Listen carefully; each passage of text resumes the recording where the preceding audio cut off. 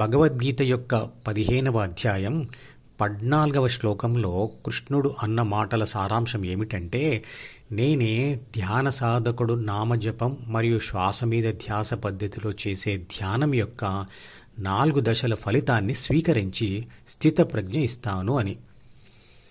భగవద్గీతలో ఎక్కడైనా నేను అనే పదం కనపడితే అది కృష్ణుడు అనే మామూలు మనిషి అన్నాడు అని తీసుకోకూడదు. కృష్ణుడు మానవ శరీరం కలిగి ఉన్నప్పటికీ అతను ధ్యానం చేస్తూ చేస్తూ ప్రాథమిక మనసు మరియు ద్వితీయ మనసులను విడిచిపెట్టి పరిశుద్ధమైన ఆత్మశక్తిగా మిగిలి పరిమాణంలో కాక లక్షణాలతో చూస్తే తానే విశ్వశక్తి అని గ్రహించినవాడు. భగవద్గీతలో కృష్ణుడు చెప్పినదంతా విశ్వశక్తియే కృష్ణుడి మేధస్సును మరియు శరీరాన్ని ఉపయోగిస్తూ విశ్వ రహస్యాలను మనకు చెప్తున్నట్లుగా, అంటే ఆధ్యాత్మిక దృష్టితో, అంటే శక్తి దృక్పథంతో చెబుతున్నట్లుగా అర్థం చేసుకోవాలి. పదార్థ దృక్పథం అంటే ప్రపంచ దృక్పథం. దానిని వదిలి శక్తి దృక్పథం లేదా ఆధ్యాత్మిక దృక్పథం తెచ్చుకోవాలంటే ధ్యానం చెయ్యాలి. ఈ శ్లోకంని శాస్త్రీయ దృక్పథంతో వివరిస్తాను. నేను విశ్వశక్తి యొక్క ఒక అంశ అయిన ఆత్మశక్తిని అని అనుభవపూర్వకంగా తెలుసుకోవడానికి ధ్యానం చేస్తాం కదా. ధ్యాన ఫలితంగా చిత్రపటంలో చూపించిన ఏబిసి అంటే ప్రాపంచిక ఆత్మ డిఈఎఫ్ దారిని వదిలి, అంటే పదార్థ దృక్పథం లేదా ప్రపంచ దృక్పథం వదిలి ధ్యాన కోరిక జి ద్వారా హృదయం అంటే హెచ్లో స్థిరపడుతుంది. అప్పుడు దానికి శక్తి దృక్పథం లేదా ఆధ్యాత్మిక దృక్పథం ఏర్పడుతుంది. ధ్యానంలో నామజపం చేస్తూ దానిని శ్వాసకు లింక్ చేయడం జరుగుతుంది. నామజపం ప్లస్ శ్వాస మీద ధ్యాస అనే ధ్యాన పద్ధతి 4 దశలలో జరుగుతుంది.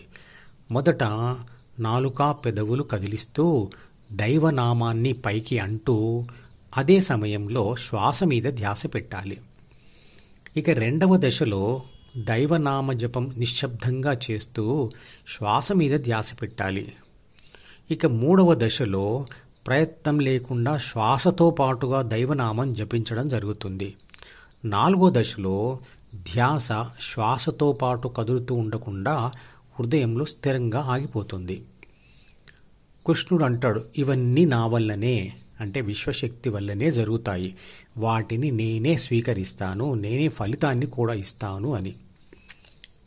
భగవద్గీత 18వ అధ్యాయం శ్లోకం 65లో కృష్ణుడు అర్జునుడితో ఇలా అంటాడు, ఇతర ప్రాపంచిక సమాచారం మరియు కోరికల మీద ధ్యాస పెట్టకుండా నా మీదే సంపూర్ణమైన ధ్యాస ఉంచు. అలా చేయడం వల్ల నువ్వు నన్ను పొందుతావు. ఇక్కడ కృష్ణుడు నా మీదే సంపూర్ణమైన ధ్యాస ఉంచు, అప్పుడే నన్ను పొందుతావు అని అనడంలో అర్థం ఏమిటంటే, విశ్వశక్తి అంతటా వ్యాపించి ఉన్న ధ్యాన సాధకుడికి తన ధ్యాసను హృదయంలో స్థిరంగా ఉంచినప్పుడు అతనికి తానే విశ్వశక్తి అనే భావన కలుగుతుంది. అంటే విశ్వశక్తి హృదయం ద్వారా దర్శనమిస్తుంది. పైన ఉన్న చిత్రపటం ద్వారా దీనిని ఇలా అర్థం చేసుకోవచ్చు. ఏబిసి తన ధ్యాసను డిఈఎఫ్ నుండి మళ్లించి ధ్యాన కోరిక జి ద్వారా హృదయంలో స్థిరపరిచినప్పుడు విశ్వశక్తి దర్శనమిస్తుంది.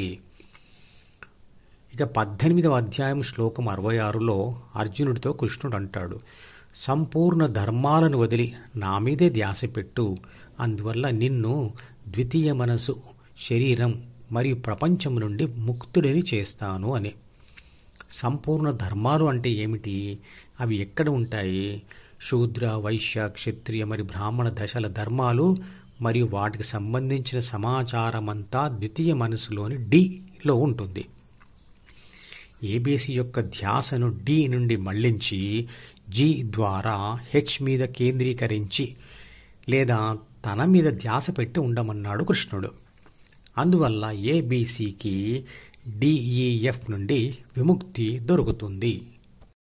ఈ మధుపదం యూట్యూబ్ ఛానల్ వీడియోని సబ్స్క్రైబ్ చేసి గంట గుర్తును నొక్కి ఆల్ని సెలెక్ట్ చేసి ప్రతిరోజు యూట్యూబ్ ఓపెన్ చేసి అడుగున ఉన్న సబ్స్క్రిప్షన్ బటన్ నొక్కితే అన్ని లేటెస్ట్ వీడియోలు చూడవచ్చు.